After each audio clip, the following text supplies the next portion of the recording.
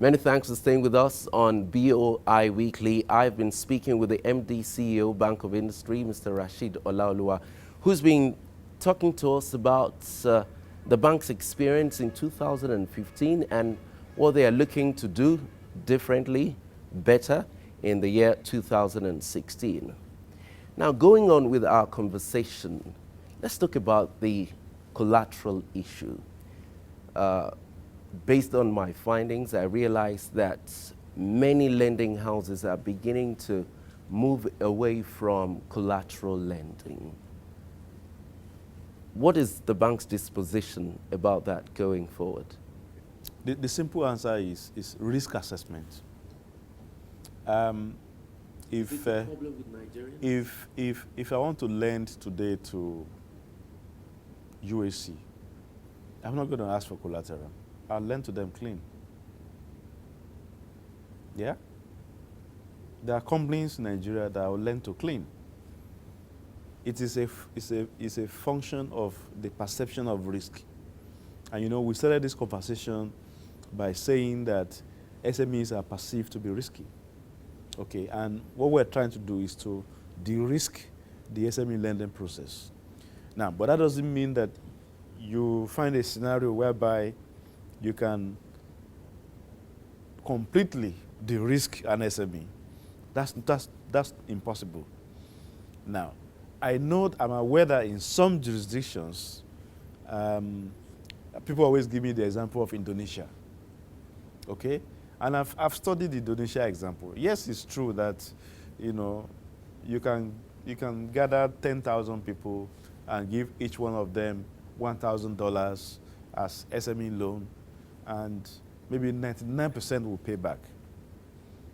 I'm asking myself, if I gather 10,000 people in Nigeria and give them 1,000, what are the chances that 90% will pay back? It's very low. So we need to look at what is the nature of the society. We have seen situations where a loan is granted in Lagos and the man relocates to Kafanchan the next day. And for SMEs in any case, what we're trying to do is not, it's not in all cases that we insist that you must give us a property, or legal mortgage. So we look at it on a case-by-case basis where we feel that structuring can be done. We do the structuring, but we're talking about a 5-year, 6-year, sometimes 7-year facility. I think it's important that as a lending institution, we have a second way out, and that's what we do. The Bank of Industry launched a number of industry-specific, or what you call cluster funds, in 2015. What has been the response to all those? The agro-processing fund, knowledge fund, fashion fund, they've been well received. But what we did was to say, okay, you know what, rather than set aside specific funds for specific clusters, because these funds came out of our cluster approach. We said, why don't we just design the product and let the product be funded from our general shareholders fund? Okay, so we have different products that have come up even post the ones that you just mentioned. For instance, we have something for furniture, we have something for meat processing, we have something for, I think,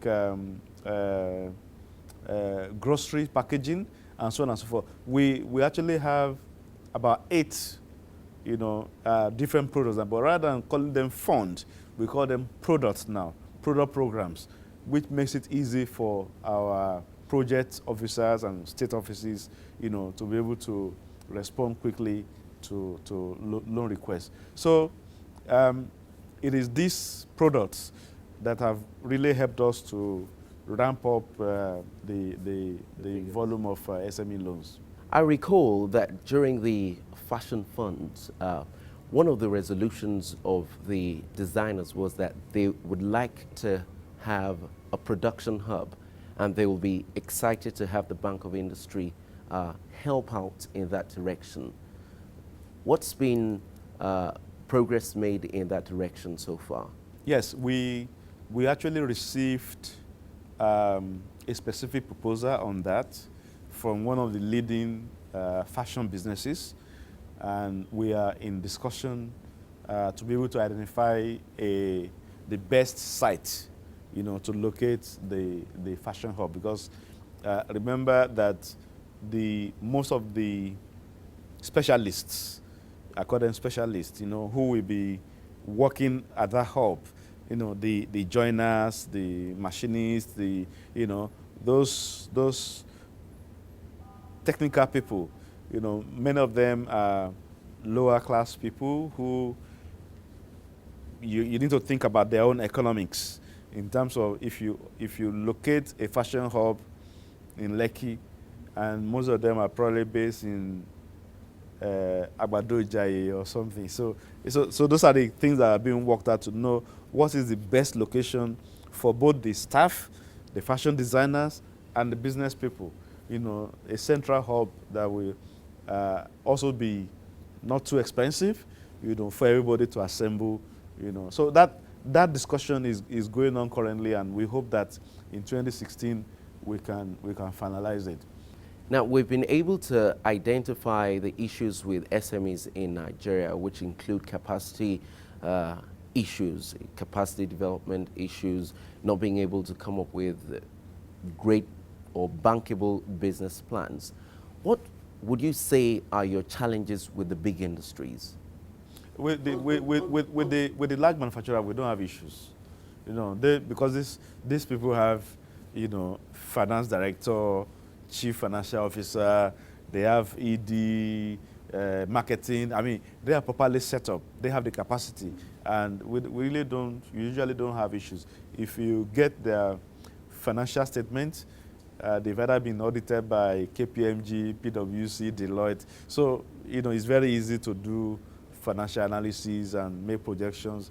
So those ones are really going on, no issues. Some of your clients that we interacted with in the course of the year made us understand that they would appreciate that the Bank of the Industry expands its platforms for lending, aside from just supporting them to get equipment.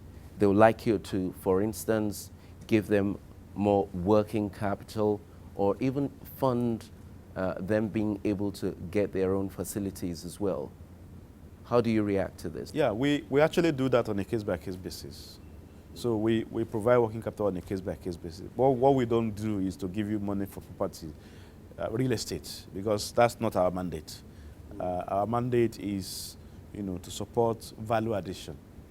Okay. Real sectors, manufacturing, whether it is in agricultural sense, which is agro-processing, or in solid mineral sense, or in gas value chain, value addition is what we support. That is the mandate of the Bank of Industry. It's been the same since 1959, when we were established as the investment company of Nigeria. What would you say to customers or potential customers who've sort of approached the Bank of Industry? They've done what they feel they could do, but have not been able to secure loans from the Bank of Industry, probably because they've not met your standards. What would you say to them? I will ask them to apply. And if you apply before you didn't get, and you believe strongly that you have a good business case, please apply again. I mean, we're here to support, all Nigerian businesses in the real sectors of the economy, small, medium, large, so please apply again. But, we are also here to ensure that when we grant that loan, that we have a reasonable assurance that you will pay back, okay? And that's our job here.